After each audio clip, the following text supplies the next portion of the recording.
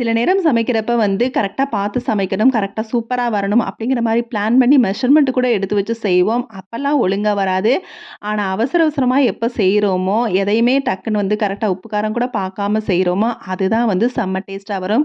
அந்த மாரி இன்னைக்கு ரொம்ப நாள் கழிச்சு தக்காளி கூட்டுல முட்டை உடைச்சு சேர்த்து செஞ்சேன். செம்ம டேஸ்ட்டா வந்துச்சு. ஒரு பேன்ல எண்ணெய் ஊத்தி கடுகுளுந்து, சீரகம், கருவேப்பில போட்டு தாளிச்சு பொடிசா கட் பண்ண பெரிய வெங்காயம் சேர்த்து வதக்கி விட்டு, ஒரு பச்சை மிளகாய் ஃப்ளேவருக்காக போட்டு வதக்கி விட்டுட்டு, இஞ்சி பூண்டு பேஸ்ட்டு சேர்த்து தக்காளி மிக்ஸியில அடிக்க வேணாம். ரொம்பவே டேஸ்ட் வராது. அதனால நான் வந்து சாப்பர்ல போட்டு நல்லா ஸ்மாஷ் பண்ணிட்டு, அப்படி இல்லன்னா கட் பண்ணிக்கோங்க பொடிசா. அதையும் சேர்த்து ஒரு 5 நிமிஷம் கொதிக்கவும், மஞ்சள் தூள், மிளகாய் தூள், மல்லித்தூள் சேர்த்து ஒரு 10 நிமிஷம் நல்லா மீடியம் ஃப்ளேம்லயே கொதிக்க விட்டுட்டு, கொஞ்சமா கரம் மசாலா சேர்த்து ஒரு 5 நிமிஷம் கொதிச்சதுக்கப்புறம் முட்டைய உடைச்சு ஊத்தி பெரட்டி விட்டோம்னா, சூப்பரான தக்காளி முட்டைக்கறி ரெடி.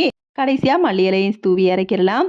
அதுக்கு சைட் டிஷ்ஷா முருங்கக்கீரை தான் செஞ்சிருந்தேன். கீரை இறக்குறதுக்கு முன்னாடி நிலக்கடலை பவுடரும், தேங்காய் பூ சேர்த்தா நல்லாருக்கும். அவசரமா சமைச்சா தான் அட்டகாசமா இருக்கும்.